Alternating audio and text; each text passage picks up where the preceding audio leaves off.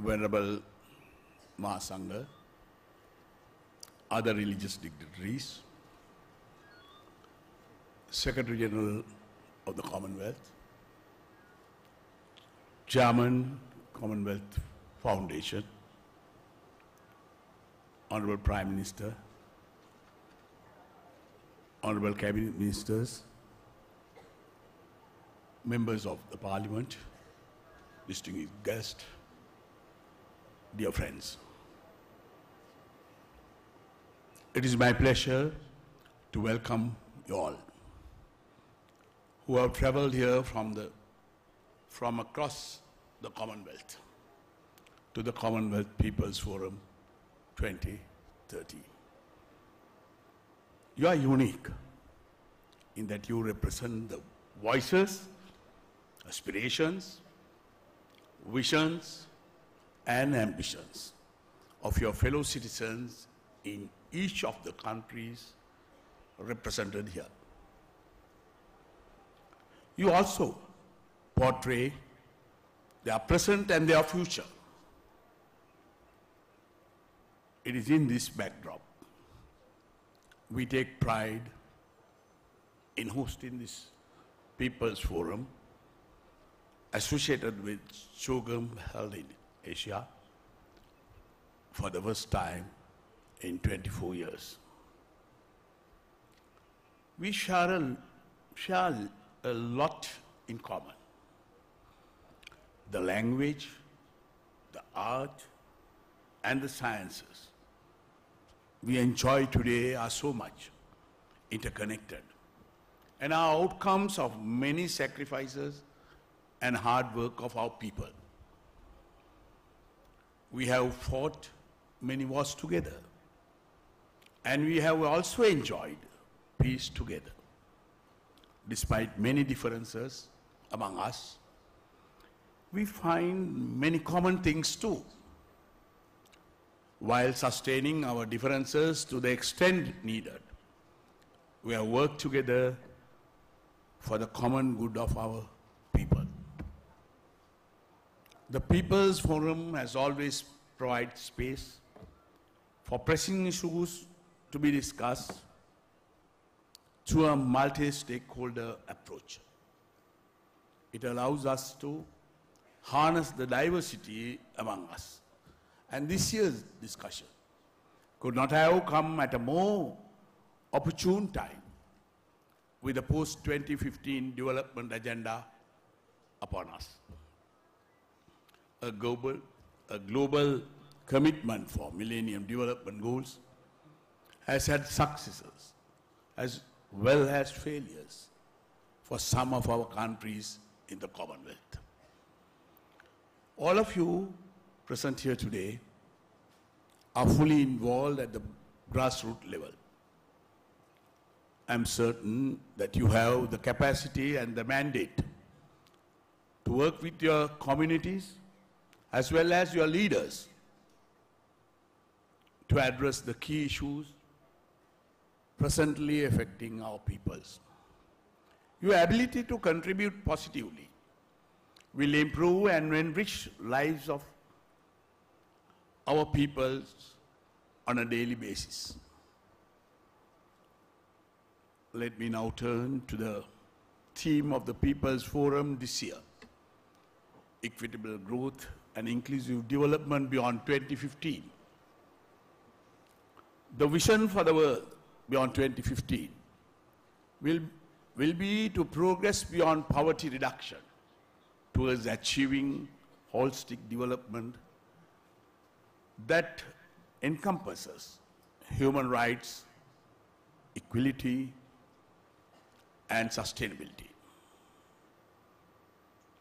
It would also have to incorporate the 4 dimensions: ensuring peace and security, inclusive economic development, inclusive social development, and environmental sustainability.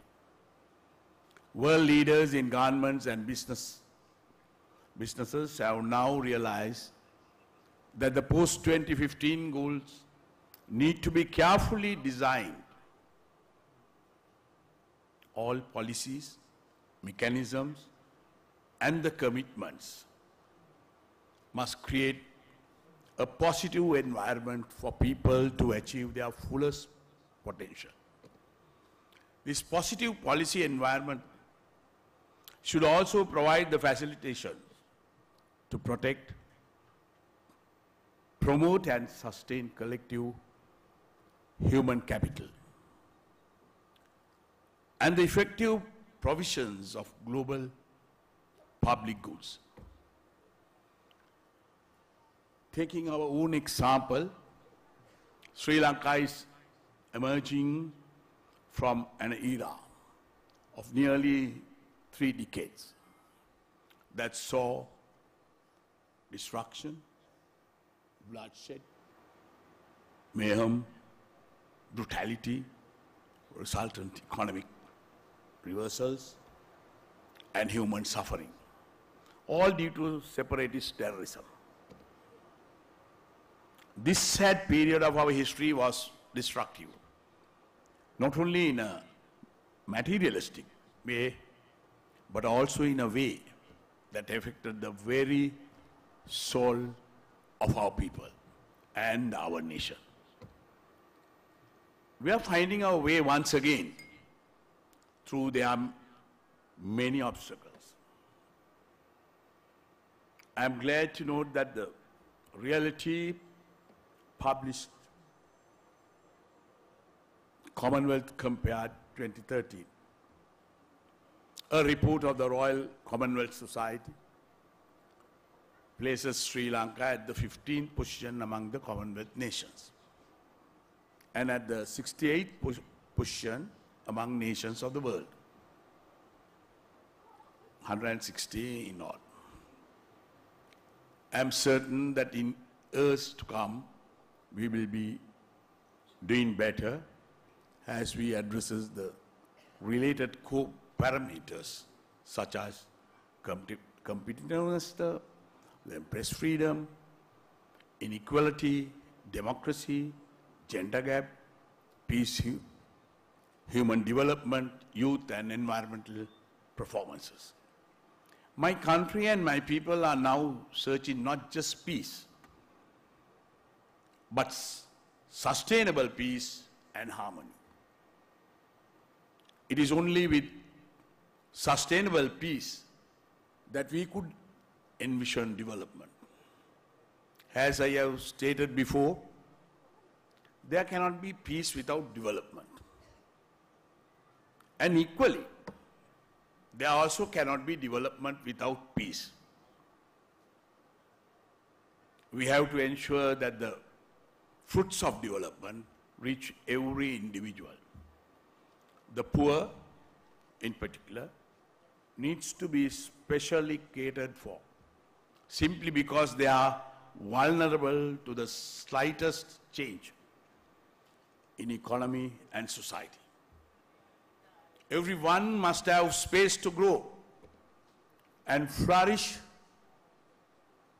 In other words, what we are striving for people-centric progress. You would rightly observe that this journey is not easy. The same could be said of struggles and feats that all Commonwealth states and its people face. With the post-2015 agenda fast approaching, the current discourse nationally and multilaterally has been one of passion and concern. It is not about just what we should achieve post-2015, but also what we have neglected thus far and what requires our immediate attention. The task may sometimes seem onerous, but these shortcomings of our societies cannot be left to the next generation to resolve. I firmly believe that our children and grandchildren should be free from these age-old problems. Will enable them to be creative and innovative, and work for the common good of the people, wherever they live. It is heartening to see that during the next few days, each of you will be able to air your views and concerns. More importantly, the environment will enable you to come together collectively as one voice to explore solutions, the best way forward on the post-2015 development agenda. I look forward to seeing your civil society statement, which will provide a solid foundation to facilitate this work as people-centric agenda. One cannot underestimate the creativity, insight, and the specialized knowledge of the civil society that will add to the successful outcome of the CHOGM and subsequently aid its members in the implementation process.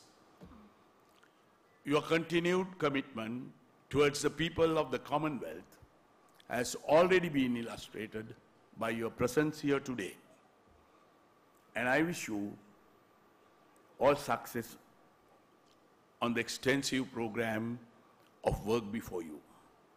Sri Lanka is experiencing a time of change,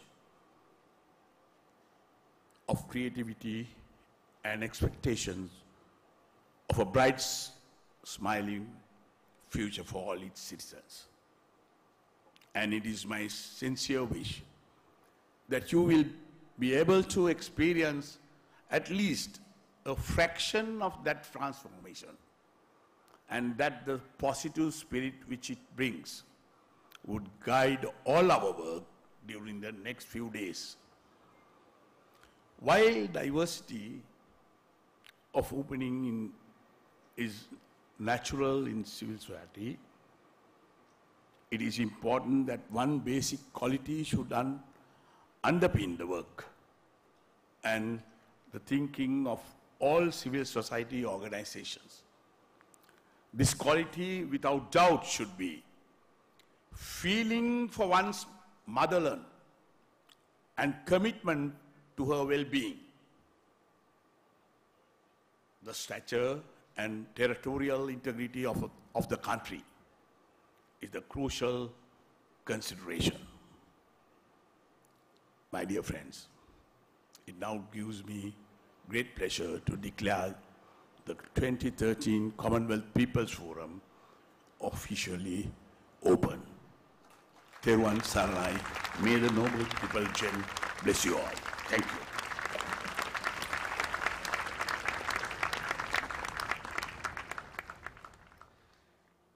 අතිගරු ජනාධිපතිතුමන්ට මේ වේදිකාවට ආරාධනා කළේ පුංචි දරුවෝ. එතුමන් මේ වේදිකාවට කැඳවාගෙන ආවේ පුංචි දරුවෝ. ඔබතුමා අපේ රටේ දරුවන්ට අපේ රටේ ජනතාවට